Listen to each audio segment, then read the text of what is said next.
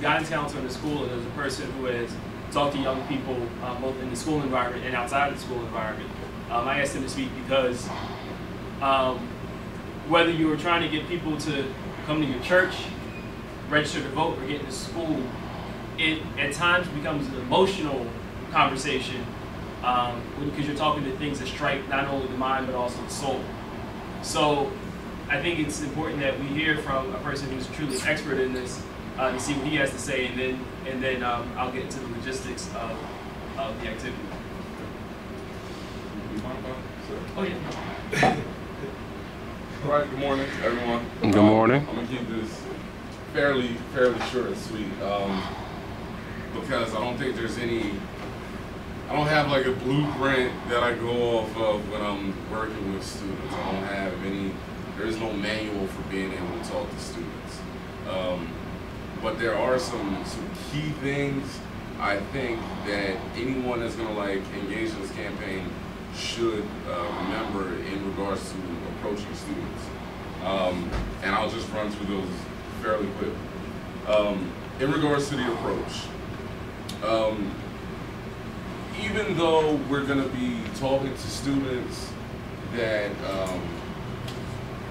don't necessarily grasp the entire concept of what it means to get into college, you have to be completely upfront with students and let them know the severity of the issue. I say this to my students all the time, it's a matter of life and death when you're talking about whether or not you decide to go to college.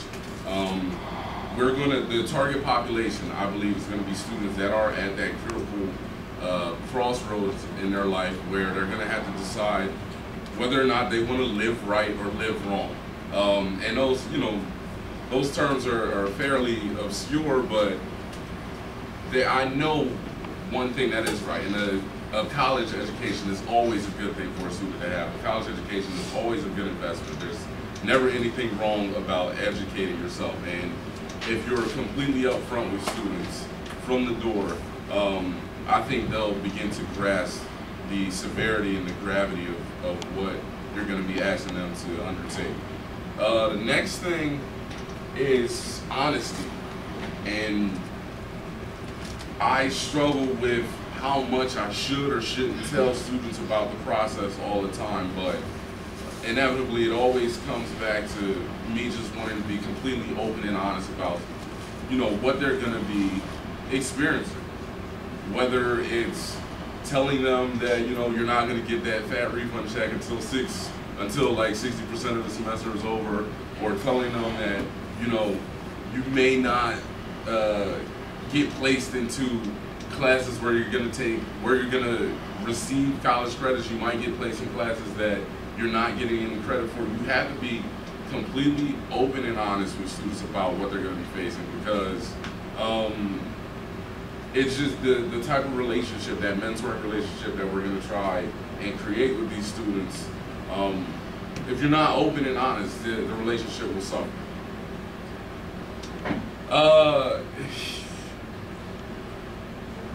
Another one of the key things that I always try to keep in the forefront of my head is to always remain humble.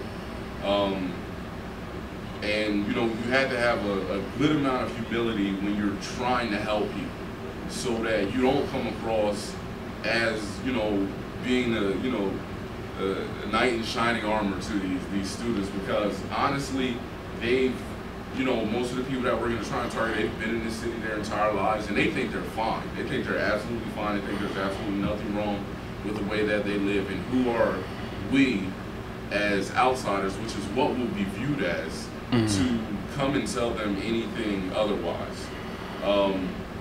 In my duties at Leap Academy, I deal with students that are trying to get into college, and a lot of times I have to humble myself so that I can speak to them on a level that they can understand, so that I can speak to them without seeming as though, I don't want to have a holier than thou kind of approach to it. I want to be able to tell them what they need to hear without making them think that they don't know anything, I guess.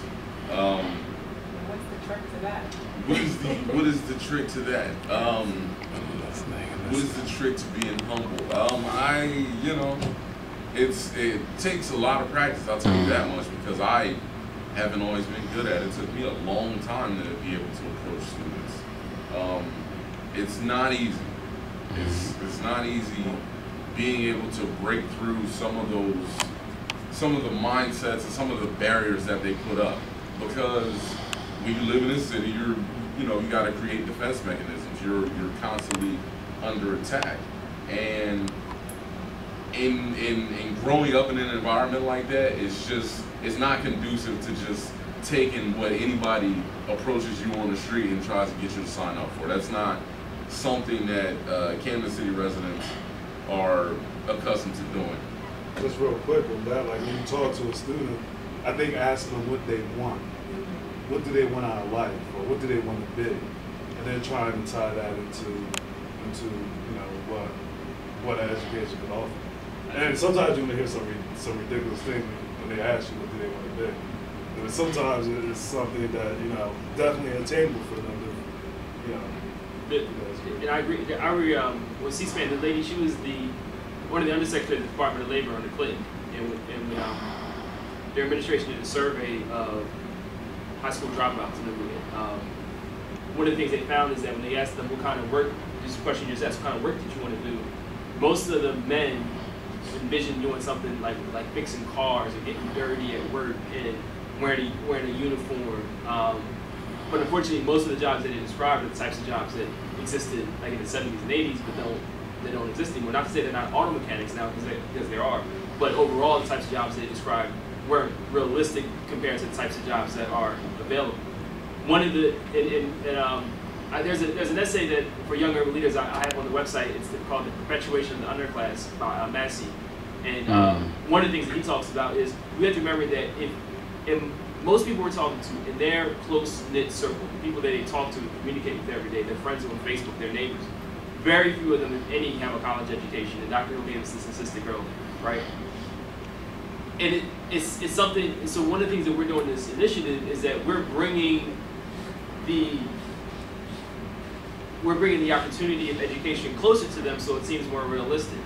So it's not education isn't on the moon; it's on the cloud, and it's easier to get to the cloud to the moon, right? Because to get to the moon, you have to have a spaceship and you be an astronaut. But to get to the cloud, you just need a helicopter, blimp, or airplane. So it's not something that you can do right now because you don't know how to fly yet, but you can get to that. You can get to that point. Is what I'm saying. And the advantage of this is because when you talk to look at Obama. So if I'm trying to register you to vote in 2008, it's easier than maybe another year because you have an end goal that you can see very easily. I want to see a black president. I want to see Barack Obama be our president. So yes, I will register to vote.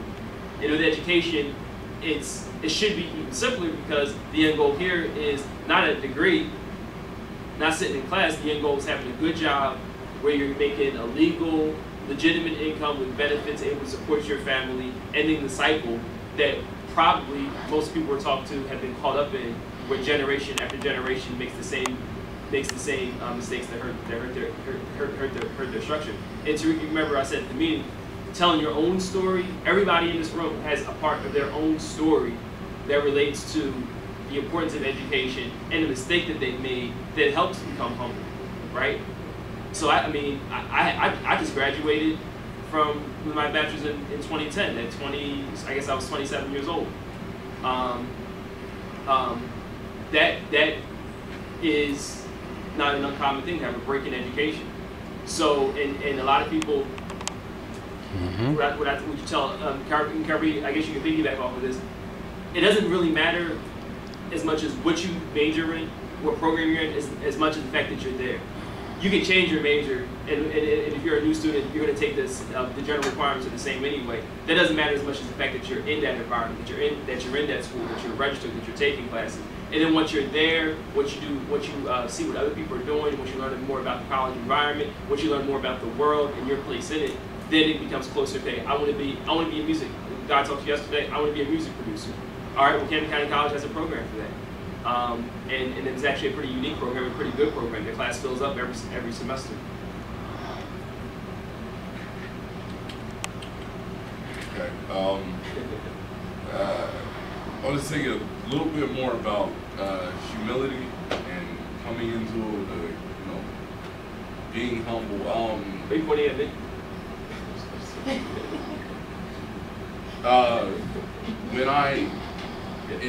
Early on when I first started working with teenagers, I had a lot of assumptions of how it would be received, of whether or not I thought they were listening to me, or whether or not I thought they were being respectful. And now, as I've gotten a little bit older, a little bit more experience, I try and block out those assumptions of how my message is being received. And I think you have to do that because the message that we're giving is profound. The gift that we're trying to give is profound. You should never try to never second guess the motives behind what we're doing, and you gotta be somewhat. You gotta view yourself as being somewhat altruistic, but not to the point where you think you're perfect, I guess. But you cannot think that walking up to a teenager that they're automatically just gonna say, "Oh man, I don't feel like hearing this," or "Oh, this is a waste of my time." Because if you do that, it's just taking the easy way out by trying to pick and choose which people we think are going to receive the message well. You have to do the job regardless. Mm-hmm. And in the setting that we're going to be in, walking around Camden trying to get students to sign up for either GED classes or get them started at Camden County College, we're going to come in contact with probably a lot of different people and opinions and perspectives.